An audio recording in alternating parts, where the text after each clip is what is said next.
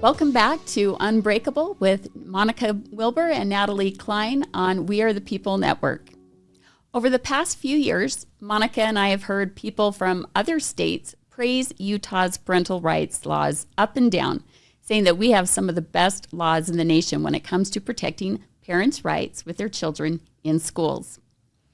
Parental rights in Utah's EduCode used to be very protective, but over time they have been amended, watered down, and the language subverted until the very meaning of parental rights has all but become meaningless.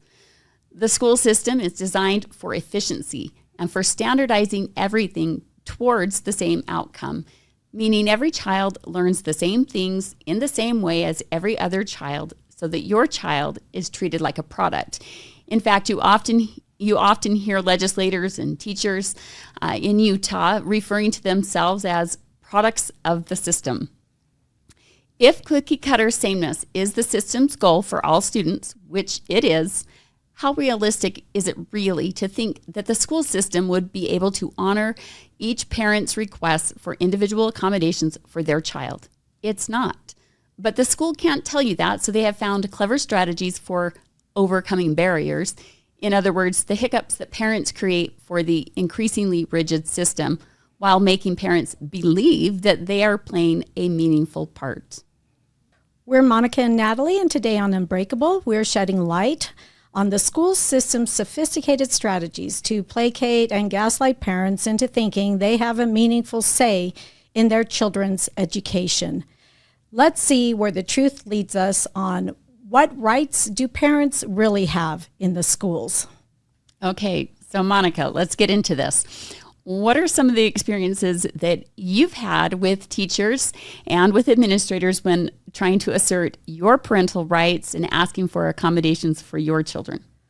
Oh my goodness, that's a really big question because I have had so many experiences, as I think many parents have had, in asking for help for our children in one way or another. I know that parental law allows us to opt our children out of state assessments, and I've tried to do that, but I've also seen the districts kind of work around that by offering their own testing in lieu of the state assessments that I asked for my kid to be opted out of. I've also asked for more challenging curriculum when it came to kindergarten, of all places, and as well as for honors courses. And what I get told in those situations, and especially with honors courses, you would think an honors course is designed to give more challenging curriculum.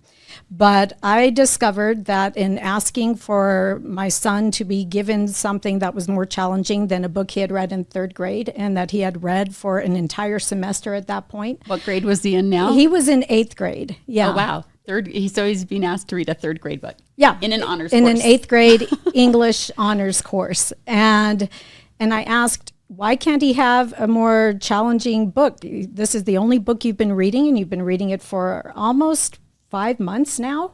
What gives?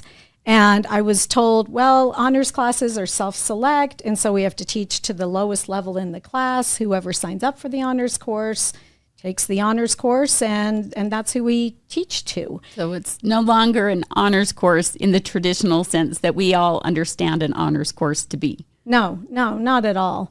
And so it's your parental right to be able to ask for accommodations when it comes to certain things in the curriculum and other things. And let's talk about that a little bit more in terms of like what the state code gives us in terms of accommodations for parents. Like I know for a fact that parents are often told that we are the preeminent educators in our children's lives, that we come first, right? Isn't that the messaging? To the system. The system, I think, believes that parents are the first teacher, meaning that the parent gets to teach them until they go to school and turn them over to the school. And now the school takes over. So that's a very different understanding of the word primary educator. Yeah. And you get pushback as a parent when you try to extend your reach into the school. I think a lot of parents have seen this and experienced this. There are so many stories of people who have contacted you and said, hey, I had a concern with the curriculum, I had a concern with the instruction, I don't feel like it jives with what I'm sending my child to school for. And yet they're told, well, what you're asking for is unreasonable or untenable. Right. So what has been your experience when you've asked for an accommodation? How have they responded? Oh, gosh. Usually they respond with a smile. Sometimes they don't. I've had that happen too. But they'll respond with a smile and they'll say, oh, well, let's see what we can do. And it varies, but I would say more often than not, there's more pushback than there is accommodation. Once in a while, you will get a teacher who will be and can accommodate your requests. And I think a way that they were already willing to accommodate your requests. And that's kind of the key, if that willingness is already there. If it throws things too much off of the plan, then you get a lot of, I would say, flack for it. Right. Well, that's what the system calls flexibility or personalization, meaning it's just the system is flexible to a point, like a rigid rubber band that if you stretch it too far, it breaks. And so they can't have that. So, they give you a little wiggle room within your 10 by 10 confines, I guess you might think of it that way. And so it makes people feel like they have some freedom, or parents feel like they have some say in the system. That they often use the word efficacy, whether it's student efficacy or teacher efficacy, where they believe that they have control or say in a situation. Yes. And that's the concept of efficacy. It's one of these social emotional competencies, meaning it's kind of like, in a way, it's a mind trick. How much do you believe you have control over your situation? And they really want parents to feel like they are in control. They're in the driver's seat. But yet they're the ones giving the directions. They're telling you where to drive, how to drive, and how much you can really just be involved in that whole process. Right. Well, and from 2020 on, we've seen a huge pushback by parents that have been upset at feeling like they've been pushed to the margins in being able to make meaningful decisions in their child's education.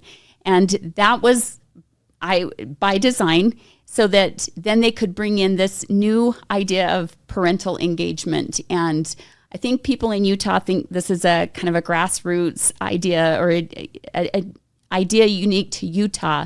But if you can go on the World Health Organization's website, the National Education Association's website, the OECD, the UNESCO, or the CDC, all of these national and global entities have full web pages designated to this idea of parental engagement and how to make parents feel like they're engaged.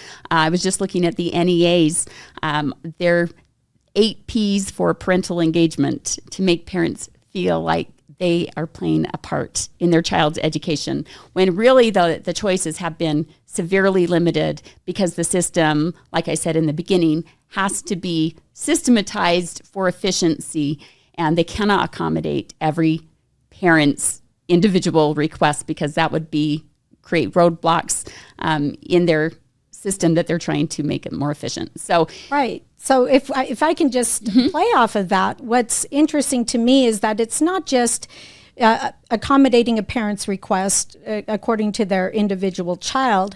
It's also whether you really have any control or not in giving input to how the system functions. I know, what was it, a couple of years ago, we went down to a meeting that the Utah State Board of Education was hosting in St. George. And it was very fascinating because the whole meeting was designed to create this sense of community or parental engagement. And they said, we want the public's feedback. We want to know what you think about this assessment redesign, this accountability redesign that they were doing. And so you go and really what they wanted to do with the accountability redesign was already a predetermined conclusion. They already knew where they wanted to go with it. Oh, yes. They sold it as a listening tour to get input from parents. But when parents showed up, they had to listen to a 2-hour sales pitch to sell parents on this new fangled idea that the state had come up with. Not really a new idea, but just another national and global push into our local policies. And so when the 2 hours was over, the parent, and they sounded like they were going to close the meeting. The parents were like, wait, we thought we got to say something and tell them how they handled that.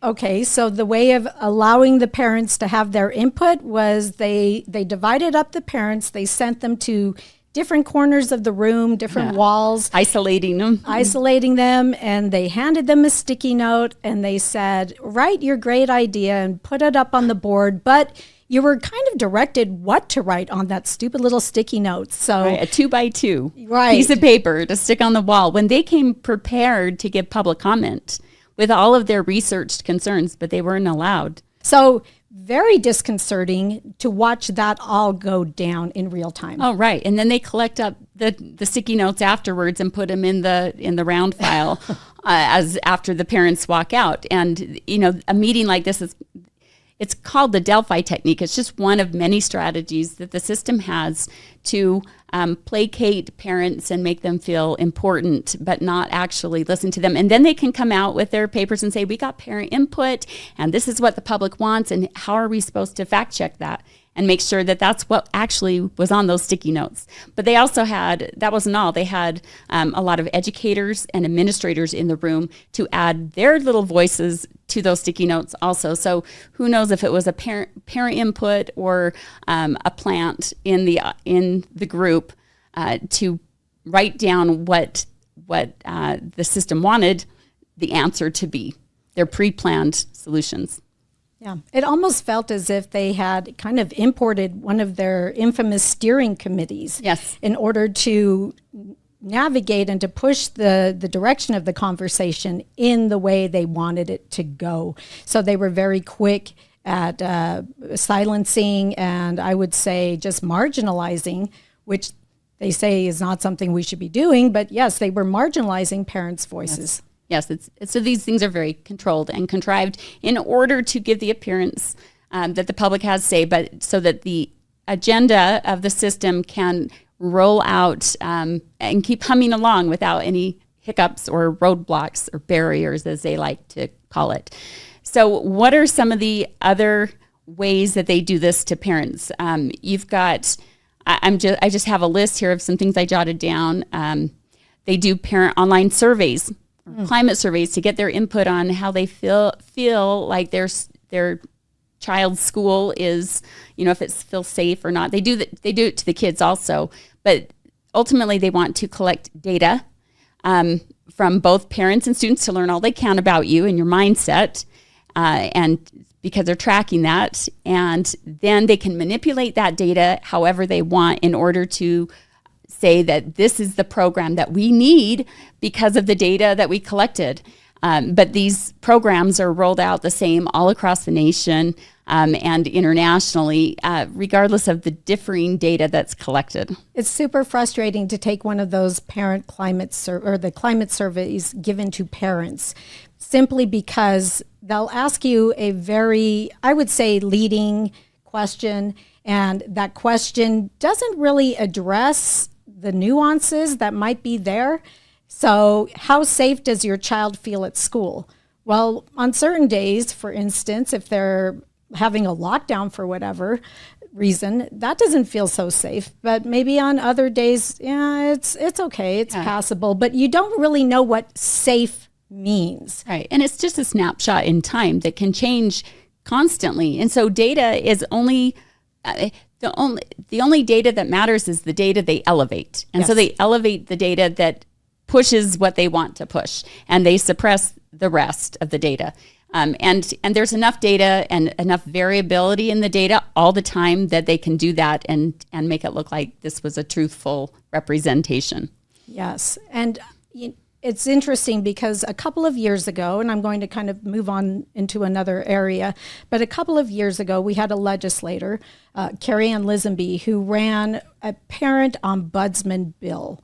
And the whole idea was sold to the public as you will get somebody who will listen to your concerns, but because apparently they're not being addressed at the local level. So we have somebody at the state who can tell you your rights and who can negotiate certain situations for you when there's a disagreement with the school. We came out against it at the legislature because it was this very contrived way. The way the bill was written was the governor gets to appoint the ombudsman, and the governor isn't constitutionally over education, shouldn't have anything to do with education in that regard. Right, and he's not going to point parents towards actual solutions that go against what his proposed education plan is. Yes. He's going to point or steer parents to the solutions or the resources that the system wants parents to have in order to brainwash the system or the parents into believing and advocating for what the system believes in and advocates for. So yeah, it's the same with like this Utah State Board of Education just got a parent engagement specialist. They passed that into law when the ombudsman law or bill failed.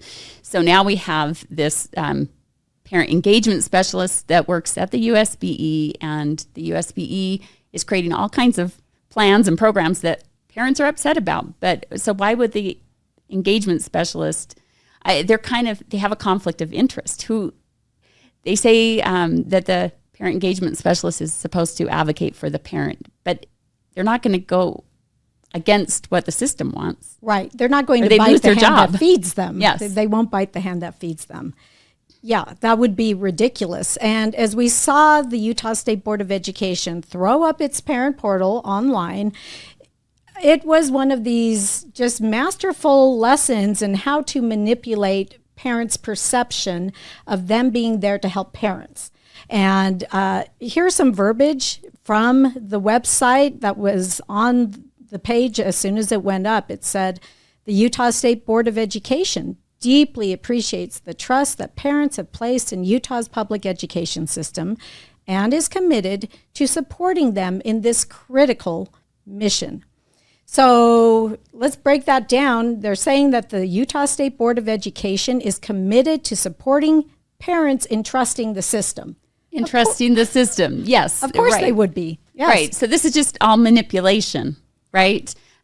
Also on the website, it says recent research has also emphasized effective family engagement as a key component of school transformation and improvement efforts. If you know anything about the what's happening in schools, it's all under the guise of transforming education, and that's a global push to transform education. And so obviously they don't want parents fighting and bucking the system as they transform it. So they have to try to get the parents buy-in and bring them along and make them feel like this was the parents' idea. But yes, we know that that's not the case. So you've got parent engagement plans, you've got family engagement plans, you've got student and community engagement plans. All of these, again, like I said, you can find on all of the national and global websites.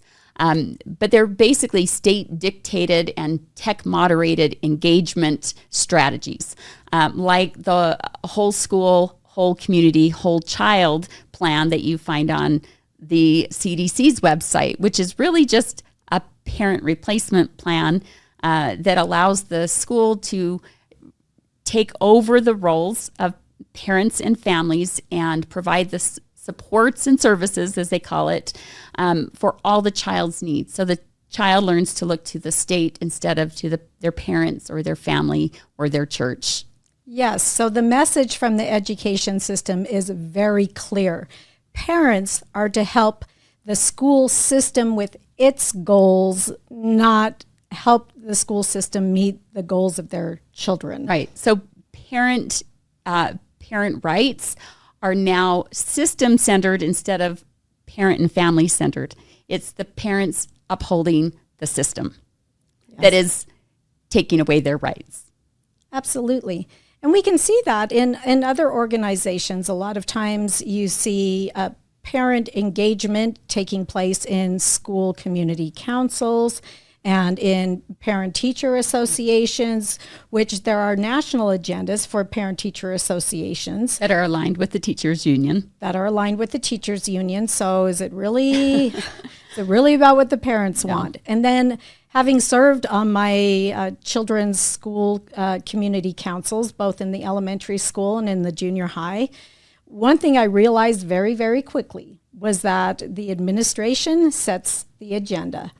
And you're expected to essentially rubber stamp it. Now, there are times when you can speak up and get something passed, but usually it's kind of inconsequential, or if they really want it, they'll figure out a way to get it back again. I was able to put in a school crosswalk. I felt so proud of myself. An actual crosswalk that kids walk across. Yes, and even that was kind of a battle, which is interesting. But I was able to get that in. I was able to also help push to get rid of an accelerated reading program that really didn't have much to do with literacy. It was just shoving kids through the books. But at any rate, I believe that program came back a few years after I had left the school community council. It always comes back. If it's part of the agenda, it'll come back. You might have a win in the moment, but which goes into the state inserting itself between parents and children at home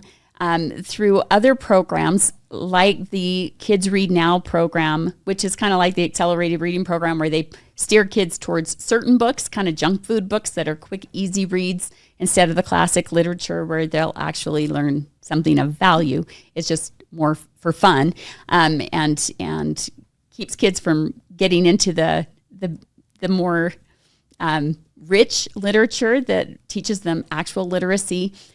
So the Kids Read Now program is a multi-million-dollar program that allows the state to partner with a public entity to mail books to children at their home or provide it on the child's state-issued tech. And the parent gets to engage with their child as the child clicks on their iPad and has the book read to them, some inane book that has no real substance. But the parent gets to engage while that data is collected on what the child is reading and if they're reading the right books that the state wants them to learn in order to fulfill the social emotional learning requirements, etc. So $4.5 million, I believe, is what the Kids Read Now program costs the state. In addition to what it costs to fill our libraries, the school libraries, so we're like double funding books. We're double funding books, and this is something that parents can and have traditionally done with their children for free. Doesn't cost a penny, and they've done it on their own. And I just don't understand why we have to overcomplicate things, and yet I do, because it's not necessarily about parental engagement. Again, parental engagement is simple, it's inexpensive. Parents do it naturally. They don't need the schools to coordinate it, and they don't need the schools to shape it into something unnatural, right? It's so strange. Right. It's they so want strange. it. Well, the thing is that they want it all controlled, and they want everything to be able to be tracked by data. And so it becomes very unnatural very quickly because everything has to be tracked to show that it's working. Right? Mm-hmm. These things that were never needed to be tracked, and they worked just fine. But now the state can take credit if a child learns to read or actually reads a book. The school gets to take credit now that child read and takes that credit away from the parent and monitors what's happening between the child and the parent in their home. That goes to home visits, right? The state is expanding their home visiting program where the schools come in to the home and visit. And while they're there they're collecting massive amounts of data that they fill out all the paperwork when they leave, right? So it's all trackable. And they are saying that this is a huge success. And so now they're those were the pilot programs. Now they're looking for more and more funding to expand the home visiting program. But again, this is to come in and be able to view the parents and the children in their natural habitat and see if they're doing it right according to the state. It's like one of those documentaries, right? The wildlife documentaries. Let's see if the parents are learning what we are teaching them to teach to their children. Yes. Super insidious. So let's talk about the law and what the law says, what rights parents have. Because, again, to go back to what you said at the beginning, apparently we have this super duper law that protects and elevates parents and their role in their children's education. But as we've seen over time, that's really not been the case. What we really have in Utah is what they call a stakeholder governance model. And if you're not familiar with what a stakeholder governance model means, it means that power is shared among various parties, but of course the parties with money, the parties with power, the parties with influence generally carry more weight in this governance model. They make decisions and they say things and people pay more attention to them. Right. Well, it's the state partnering with private entities or public that are not state run typically, but this is an easy way to fund private agendas and an easy way for the state to implement their agenda that they don't maybe have the money for. They can use public or private entities to carry the water for them to fulfill their agendas. Yes, and so parents are reduced to one among many partners. So you've heard the phrase, you probably heard people say as parents, I don't co-parent with the government, right? That's been used by lots of parental rights groups out there. But in Utah, yes, you do, because our code says you do. So let's look at this piece of code, and it's in Chapter 53E 2302, and it talks about the characteristics of the public education system. And it says the legislature will assist in maintaining a public education system that has the following characteristics, and it gives a good long list. But we're going to focus specifically on a couple of lines down here. So let's go to lines or numbers 11 and 12. Where the legislature has to assist in offering a public school choice program which gives students and their parents options to best meet the students' personalized education needs. And I believe, Natalie, the board was contacted by one parent who was taking money from the Utah Fits All program, and she was given choices through this school choice program that she was unhappy with. Right. Well, she had previously homeschooled her children, and some of her kids had gone to charter school, and they'd always been able to participate before in the public education system, especially particularly around sports and extracurricular activities. And now that she had received this scholarship money for the Utah Fits, she was being denied for the first time. They said she could participate in the drill team, but her daughter wouldn't be able to be a part of the competition aspect. And so she couldn't understand that because she never had that barrier thrown up before. And yet here she was thinking that she got to have all of these options open to her, and her options had now just been limited. And she realized very quickly that the state trumped her desires for her child in this situation. She was taking state money, but the state would no longer accommodate her. So wasn't there another concern as well where the mother wanted to buy, I believe it was like zoo tickets or passes, and she wanted to say, hey, this is part of an educational unit that I'm doing with my children. I will teach them about nature or whatever it was.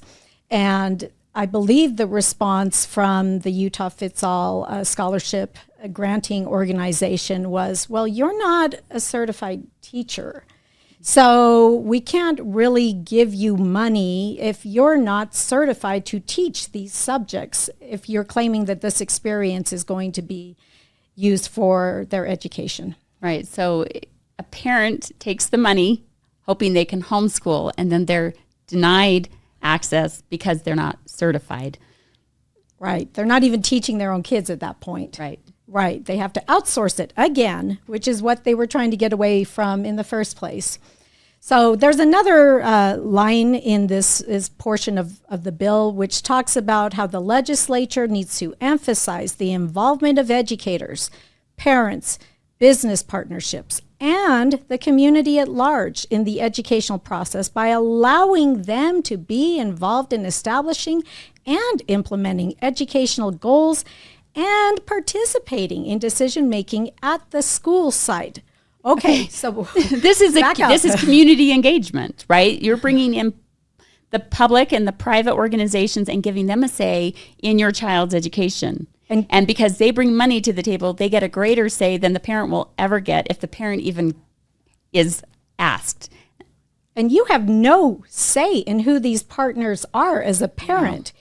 You have zero say. You could object, but they can just not listen to you. Right. Well, and this line aligns perfectly with the United Nations Sustainable Development Goals.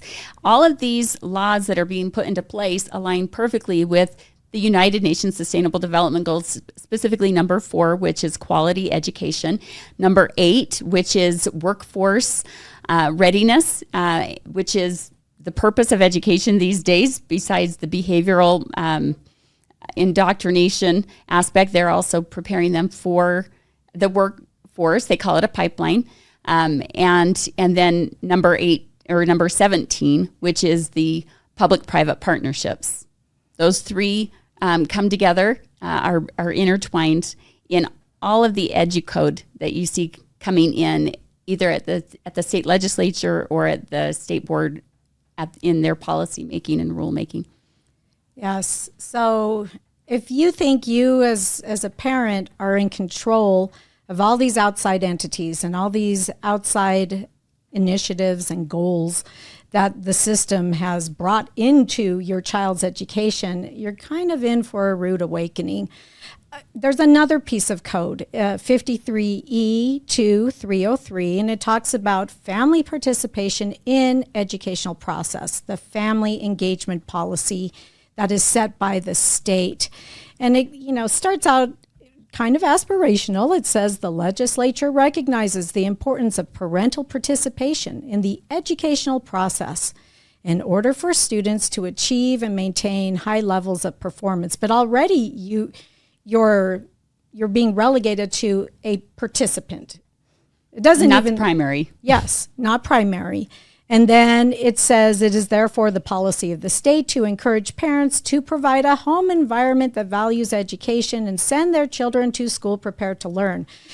Now the state's going to enforce that. It's funny what they choose to enforce and what they don't. And this is the home visits, right? They're going to go in and decide whether you're adequately preparing or helping your child in their education. Oh, sure. That's the push behind a lot of these early learning programs and the pre-K programs. And not just that, but we're partnering with mental health and early childhood education agencies in the state to help push these types of state engagement all the way down to, Infants. ages 0. Yes. 0 to 5. 0 to 5. It's really kind of crazy. Further down in that piece of code, it says, the policy shall provide parents with the opportunity to be actively involved in their children's education and to be informed of the importance of the involvement of parents in directly affecting the success of their children's educational efforts. So parents, you get to be informed of how important you are. I think hopefully you already know how important you are. You are critical to your child. Nobody can replace you. And yet the state is making all these efforts to do exactly that. Yeah. Yeah. Well, I mean, when you look at like the 8 Ps of parental engagement that the NEA put out, you realize very quickly this is just flattery to parents. It's lip service to parents. And many of our laws that people in the country brag, say are so amazing here in Utah are simply lip service laws. They give lip service to parents, but they have no meaningful substance behind them, no enforcement mechanism, no way for a parent to actually get in there and change things or have their voice heard if it pushes the system to do something the system wasn't already planning on doing. Absolutely. Let's harken back to this idea of accommodations and accommodating parental requests. So there's a piece of code. It's in 53G 6803. It's titled Parental Right to Academic Accommodations, just academic accommodations. This doesn't have anything to do with special ed requests, etc., just academic accommodations. So at the beginning, we do find that lofty language. A student's parent is the primary person responsible for the education of the student, and the state is in a secondary and supportive role to the parent. They always start out that way. Yes. And that's as far as most people read, and they go, oh, see, we're protected. But Right. no, let's keep reading. Sure. And then it says, as such, a student's parent has the right to reasonable academic accommodations from the student's LEA or district or charter school as specified in this section. Okay, so as defined by the state. As defined by the state. So what does reasonable academic accommodation look like according to state law? And this is the part where it gets a little tricky because parents will just stop when they read that. But how does the state define what reasonable accommodation looks like? So you have to go back to the definition section of the Parental Rights Code, Which is a previous section not included on the part parents are normally reading. Yes. So you just But that applies to the whole education code. Right. So you have to go on this little Easter egg hunt.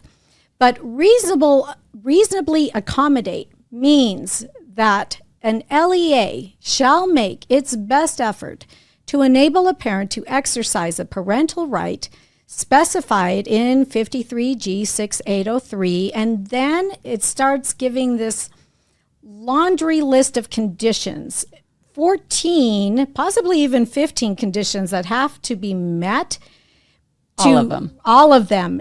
They aren't ors, they are ands. It says without substantial impact to staff and resources, including employee working conditions, safety, and supervision on school premises and for school activities, and the efficient allocation of expenditures, and while balancing the parental rights of parents, the educational needs of other students, the academic and behavioral impacts to a classroom, a teacher's workload, and the assurance of the safe and efficient operation of a school. I just want to die. Oh my gosh. Well, you look at just the one part that it says, while balancing the parental rights of parents, the educational needs of other students, and the academic and behavioral impacts of the classroom.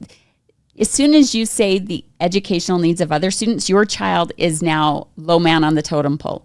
If what they want or need doesn't match with what somebody else needs. Again, this is the pushing everybody towards sameness because we can't make it. It's too hard for a system that is trying to be efficient to adjust for all the different needs. And so anytime they have to weigh your child's need against somebody else's, you're going to come up short for your child. It comes down to a matter of will. And again, there are those teachers here and there who will make these accommodations for whatever reason. You just can't count on it, though. Right. And if they don't want to give it to you, they have all the excuses right here.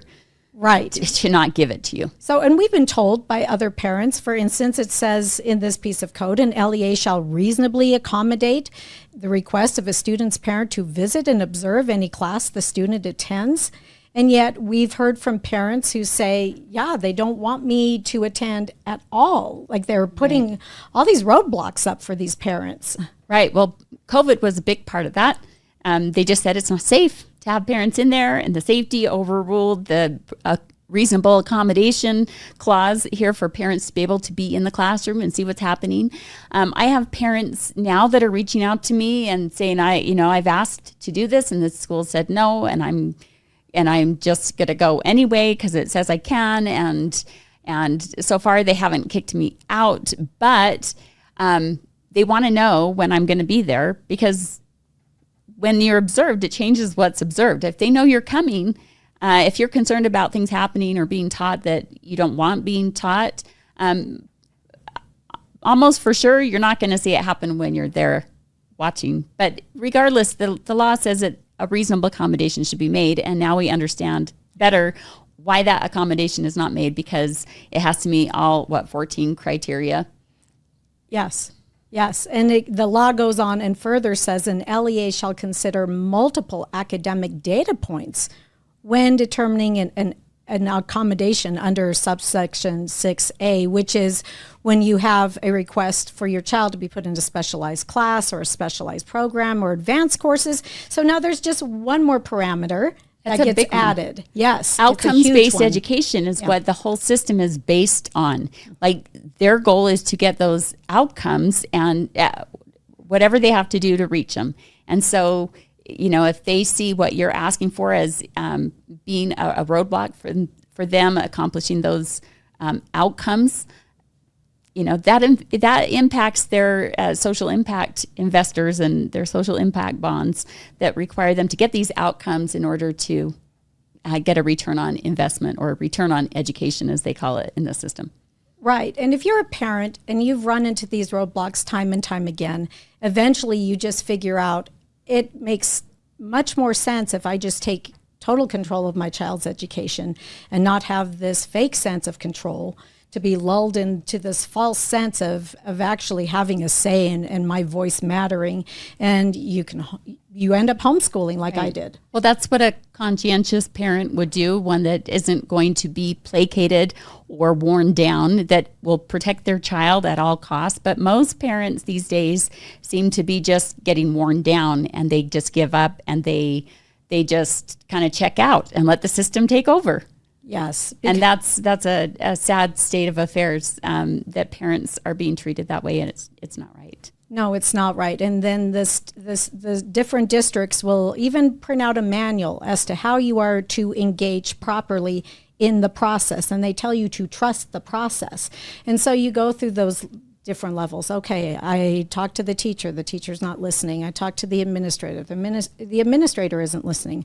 Fine, I'll go talk to the district, and then the district doesn't listen either. And so they circle the wagons. So it's one of these things where it's just very hard to find relief in the system if the system doesn't want to give you that relief. Right. Well, even at the state board, like, that's the next level up, right? After the local district board won't listen, then they can go up the chain to the Utah State Board of Education. But a complaint made there, they say, 98%? It's in the 90s. Yeah. Are kicked back to the local education agency, the local district, to take care of. So the state board doesn't really look at too many of those complaints. They don't want that responsibility. Nobody wants the responsibility. And so it's hard to get, where does the buck stop? Who takes accountability? There is no accountability or transparency in the system. They just know how to point the finger of blame, so that nobody has to take the blame. So before we wrap up, we just wanted to thank our sponsor, Sherry Jensen.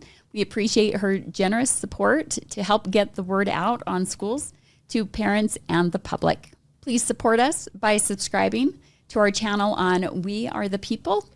And please spread the word to your friends and family. If you have a story you'd like to share with us, you can email us at unbreakabletruthshow@gmail.com.